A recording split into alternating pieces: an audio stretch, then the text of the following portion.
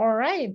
Good afternoon, everyone, and welcome to this webinar hosted by University of Chicago Center for Translational Data Science and supported by federal funds from the National Cancer Institute. In today's webinar, we will discuss the Gen 3 approach to integrating and utilizing metadata services. My name is Aarti Venkat, and I'm an assistant professor of biomedical data science in the Department of Medicine at the University of Chicago and a scientific lead here at CTDS. I will be moderating today's webinar and the Q&A session. Today's webinar will be presented by Alex Van Tol. Alex is a senior software architect and a subject matter expert for framework services for Gen 3. Before we begin, here are a few quick reminders. All webinar participants are muted by default. Throughout the presentation, you can submit questions by clicking the Q&A button on Zoom. And this webinar will be recorded and made available to the community in the coming weeks. So first, let's look at a quick introduction on CRDC, or Cancer Research Data Commons. The Cancer Research Data Commons was launched to bring together genomic, proteomic, and imaging data in a centralized cloud-based research platform. The goal is to empower researchers to accelerate data-driven discovery by connecting these diverse data sets with analytical tools in the cloud, and several petabytes of data have been generated already. Next slide, please.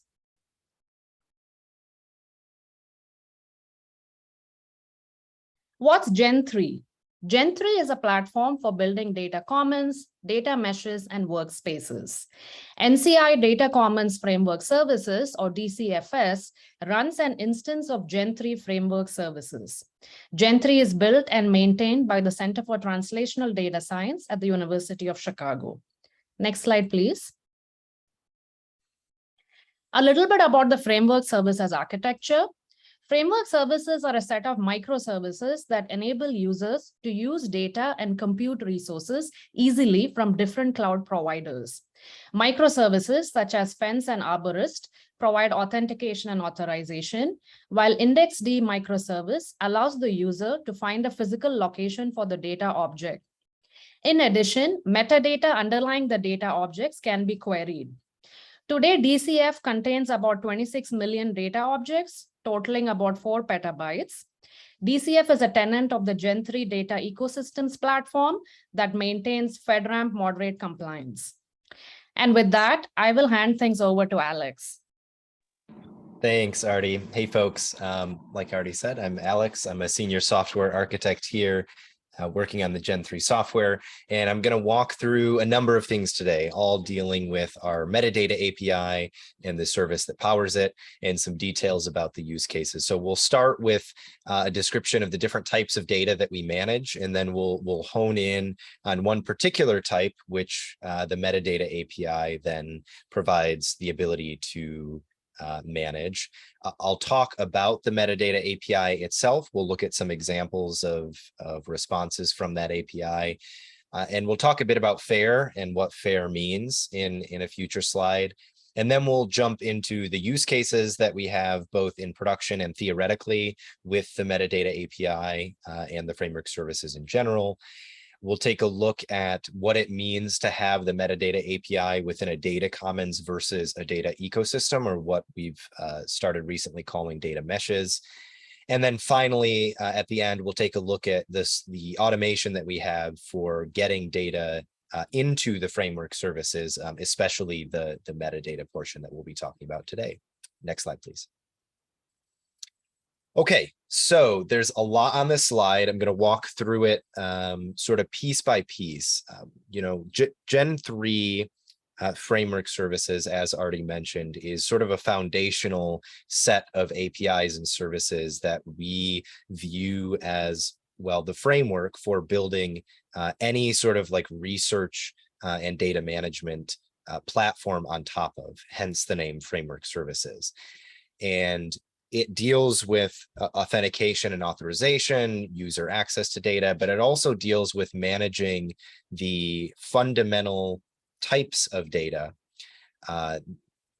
but the files and also what we're going to talk about today, semi-structured or what we call metadata in the framework services. But I want to zoom out to talk about structured data to begin with, because I think that sets the stage for what we're going to talk about, and hopefully avoid some confusion. So one of the complexities with data in general is that there's many different forms of it and many different ways of representing the same information. And so in order for us to build a software platform that efficiently is able to manage data, we've had to sort of categorize the different types of data. And one way of doing it, that in the way that we've chosen to do that, is based on the structure of the data and how structured it is. So if you look at the far right of this slide, at structured data, you'll see just kind of a blurb of a definition: data elements defined by a data schema or a data model. So this is data that has very strict definitions of types and relationships.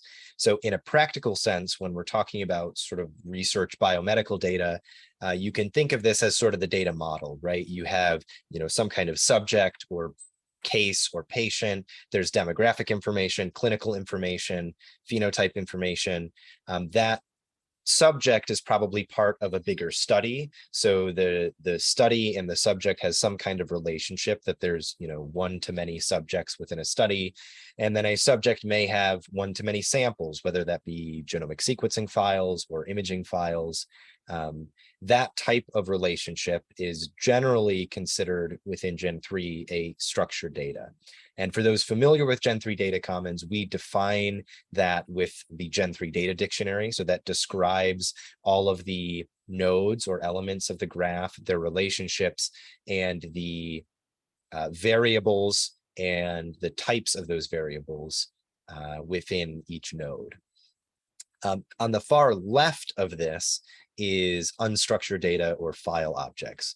And so usually with the structured data, once you get down to samples, that BAM file or CRAM file is not going to be contained within that graph, but instead it's going to be contained within some kind of cloud storage, whether that be Amazon's S3 or Google's cloud storage solution.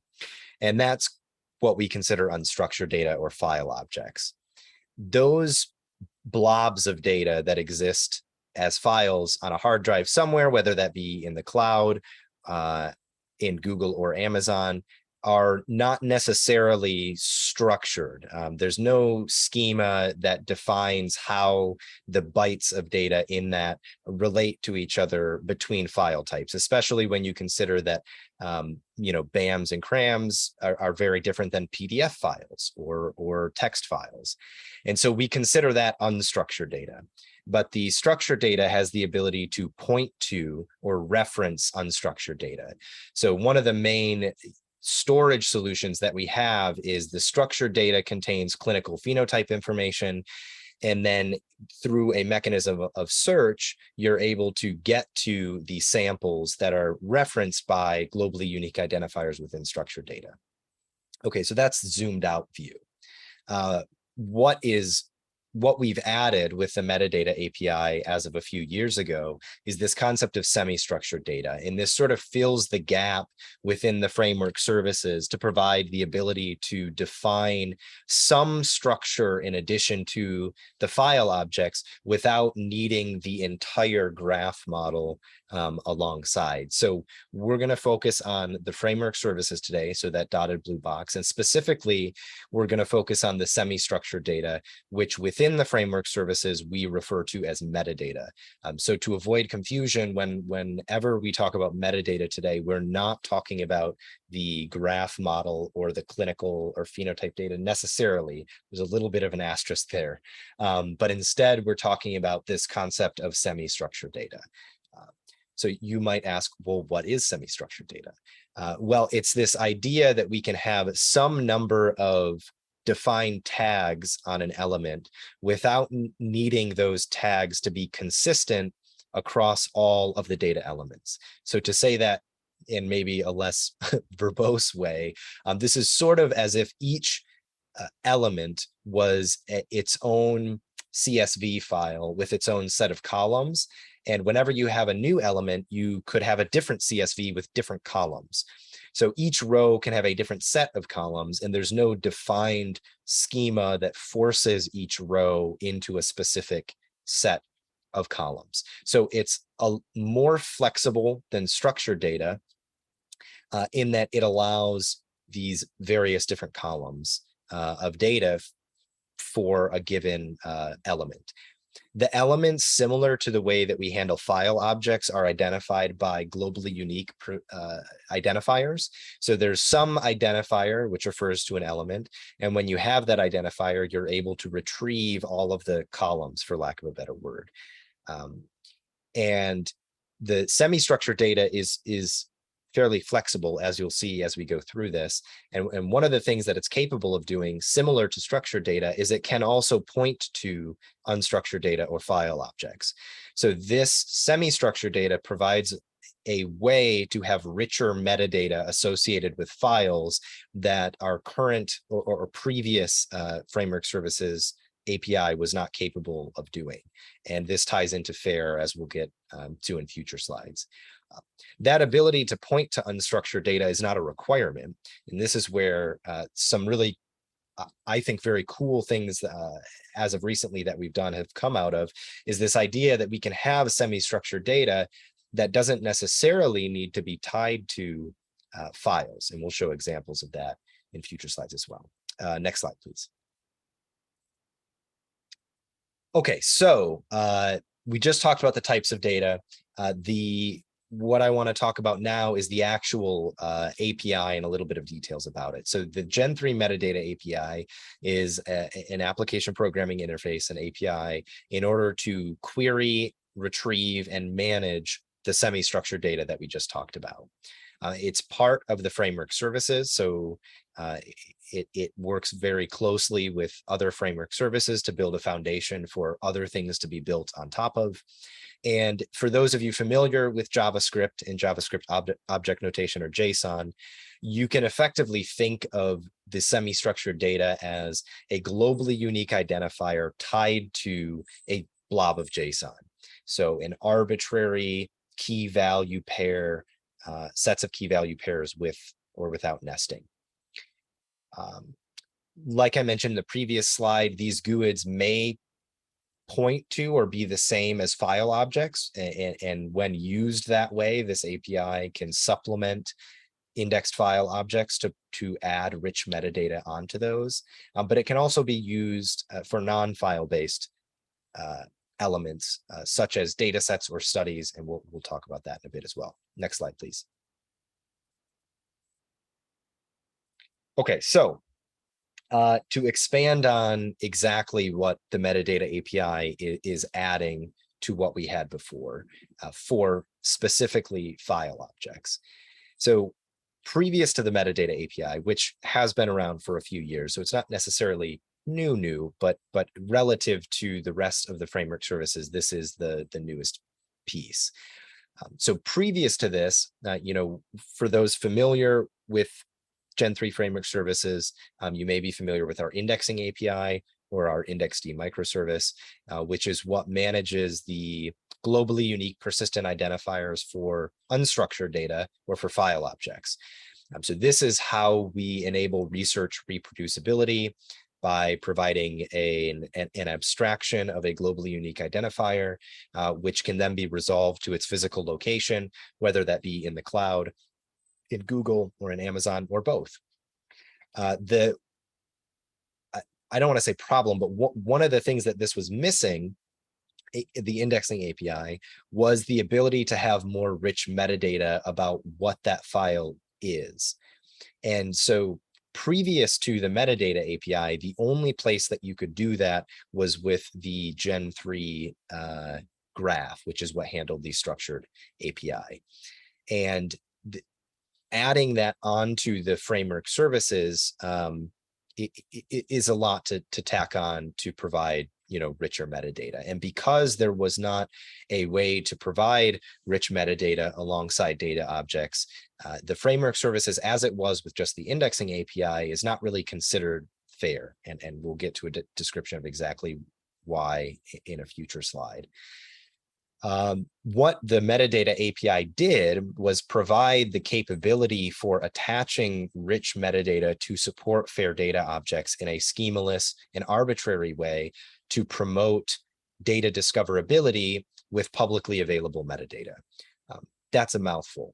What that means is it's a flexible solution that allows you to attach publicly available extra information about files such that a researcher coming into the system is able to search for files that may be of interest without necessarily having access to the unstructured data at that time.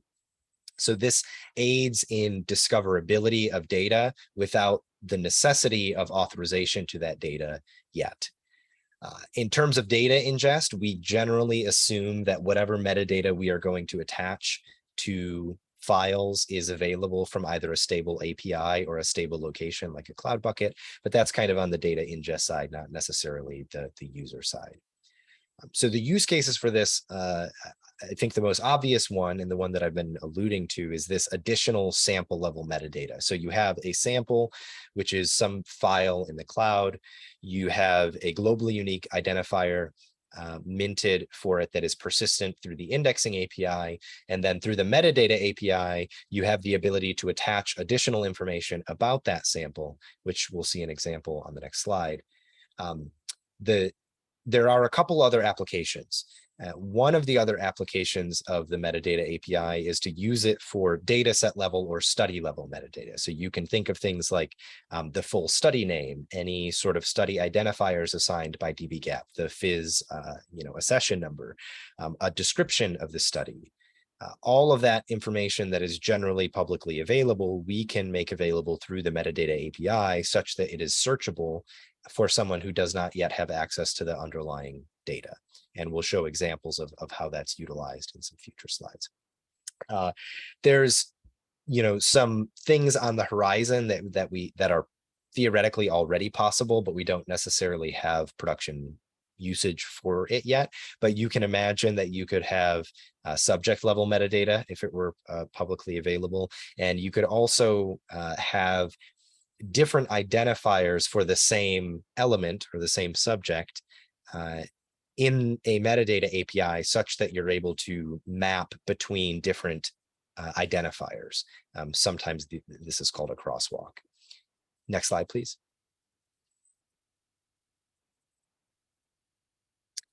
Okay, so now we're looking at the nitty-gritty details of it. So this is on the right-hand side, a snippet from our OpenAPI documentation for the metadata API. So this is the public definition of the different interfaces that we provide for application programming against.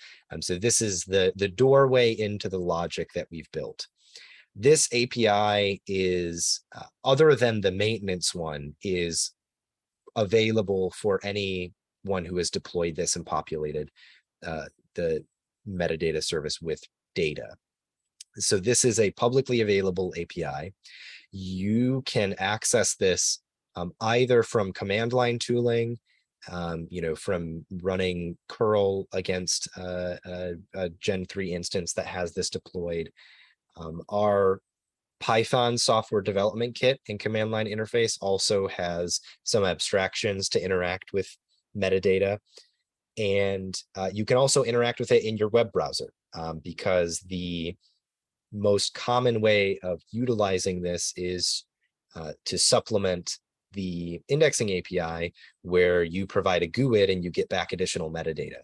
And so you can actually hit this, /MDS/metadata/GUID endpoint in your browser, and you'll get back JSON as a response if there is additional information about that GUID. So this is available within the browser if you so choose. On the left-hand side, what you're looking at is an example of publicly available metadata for an indexed file object, so unstructured data. So this is additional, richer metadata about a file that was ingested into Gen 3, and it's all publicly available. This particular metadata, most of this was actually scraped from a public dbGaP API. So in this example, you'll see that this is a dbGaP sample. So there's a dbGaP sample ID, there's an SRA sample ID, the study subject ID is in here in addition to a number of other fields that you can see. This is searchable. So the API supports a query mechanism, and it also supports direct access. So if you know the GUID that you want to get additional information for, you query it for it directly.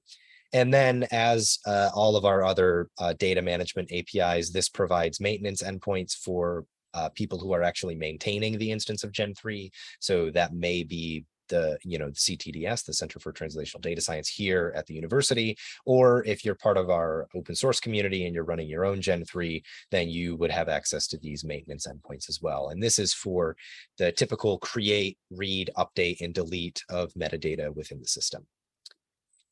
Next slide, please. Okay, finally, I get to describe what the acronym FAIR means for those that aren't familiar. I know I've been saying this a lot and saying I'm going to get to it, and here we are. So FAIR stands for findable, accessible, interoperable, and reusable. It's a set of sort of guiding principles for scientific data to promote making it data more fair, so that it can be found, accessed, interoperated with, and reused. And FAIR describes a number of levels. So FAIR F2 is this idea that the data has rich metadata alongside it.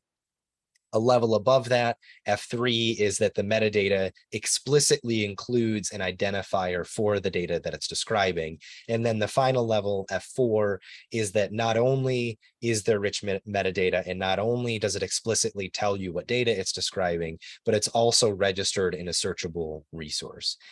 The framework services, both the metadata and indexing APIs combined, satisfies all of those levels of FAIR, with the globally unique persistent identifiers from the indexing API attached to the rich metadata that the metadata API provides. So by using the metadata API alongside the indexing API, you can satisfy all the levels of FAIR to ensure that you have data and rich information about that data in searchable resources. Next slide, please. Okay, so we've touched a little bit on what drove the initial development, but just to restate, the fact that our indexing API did not really provide the capability for rich metadata before, the framework services themselves didn't provide a mechanism for FAIR data. And now with the metadata API, there is a mechanism for FAIR data. The other use case that drove this is this idea that in places where there are multiple computational resources, ideally there is a single common source of truth for certain metadata. And one example of where this is used is the Biodata Catalyst project, which is a National Heart, Lung, and Blood Institute project. The MIDRC Commons utilizes the metadata API, and then our own Biomedical Research Hub and Heal Data platform also utilize the metadata API, and in different ways. So Biodata Catalyst utilizes it in the additional rich metadata, so that example of the dbGaP metadata being attached to a sample is an example from the Biodata Catalyst instance of Gen 3. And things like Heal in the Biomedical Research Hub utilize the metadata API for data set level or study level metadata. And we'll get to see a visualization, of that on the next slide. Next slide, please. Right, so as promised, on the right-hand side, you can see the Biomedical Research Hub, a snapshot of the discovery page, what we call the discovery page. And also the Biodata Catalyst project exposes that same functionality, but configured slightly differently. So the first client use case is the example that we showed on the API slide, which is that you have indexed GUIDs and you want some dynamic scalable API for rich metadata attached to those GUIDs. So that's the first use case. And the second is this thing that you're looking at on the right here, which is study level metadata. And this is utilized as a mechanism, for discovery of what information is available in the system so that a researcher can determine the feasibility of using this resource for their research question. So the publicly available metadata about the studies is entirely configurable.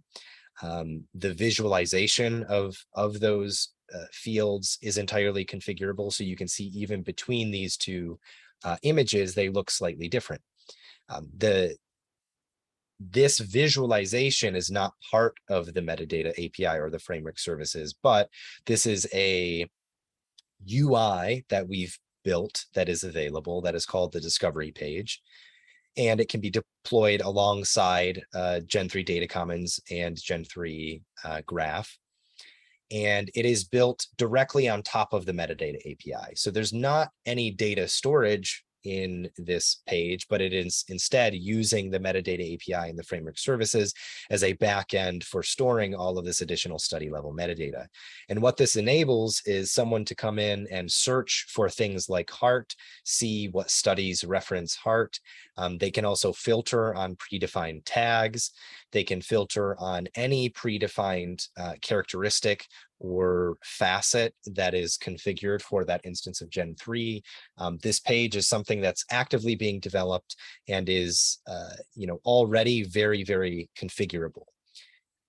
In certain places like the Biomedical Research Hub, this page also links out to computational resources.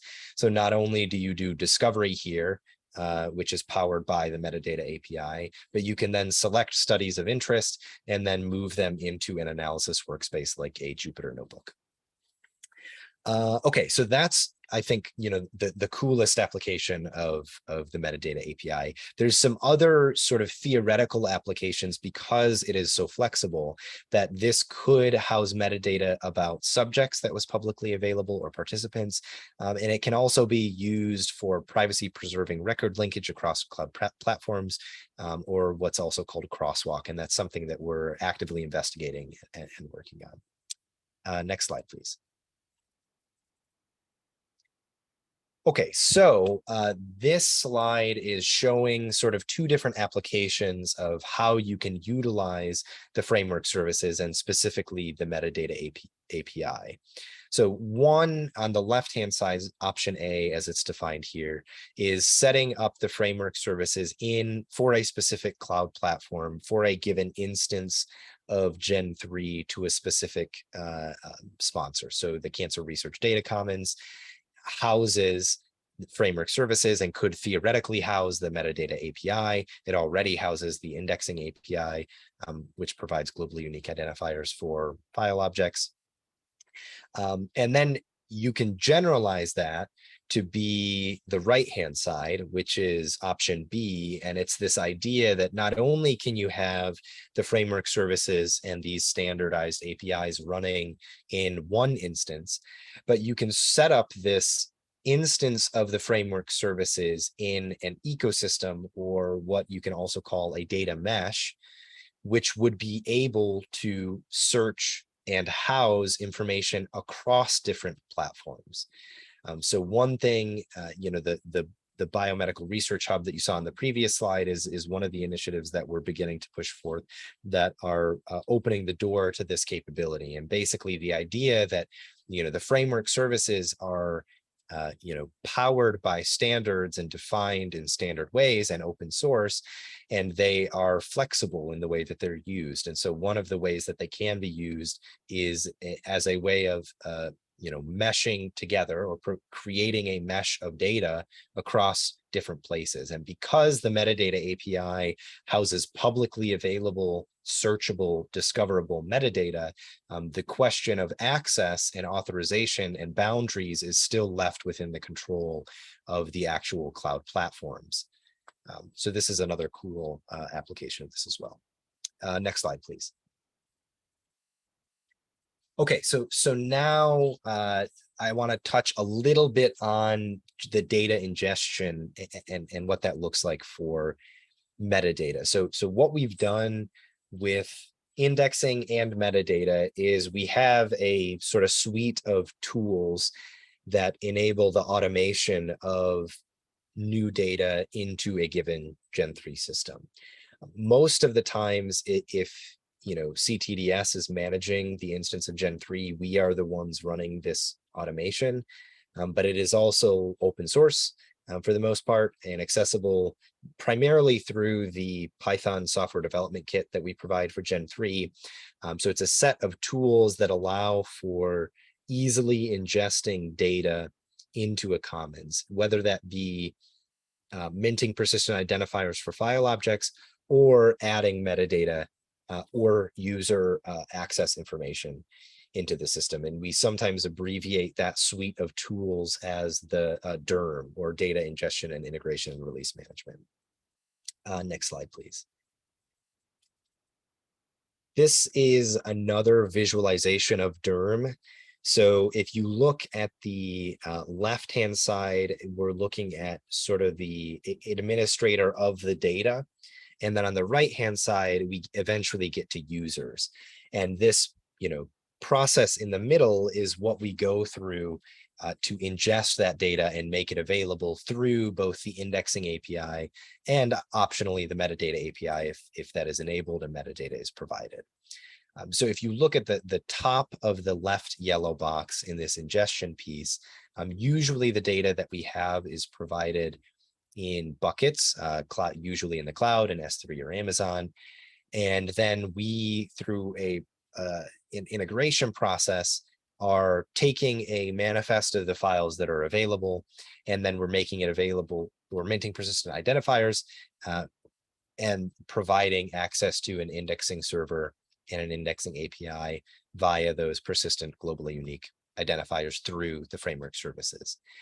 The metadata piece is seamlessly integrated into that process, so that if there is metadata available to us, whether it be in buckets or a public API, we're able to sort of tack that onto our integration step and then sort of knit together the globally unique identifiers for the files in the buckets to any additional metadata that we have, such that in the release management portion, we can provide both the indexing server and API and the metadata API so that you can query for that additional rich, fair metadata.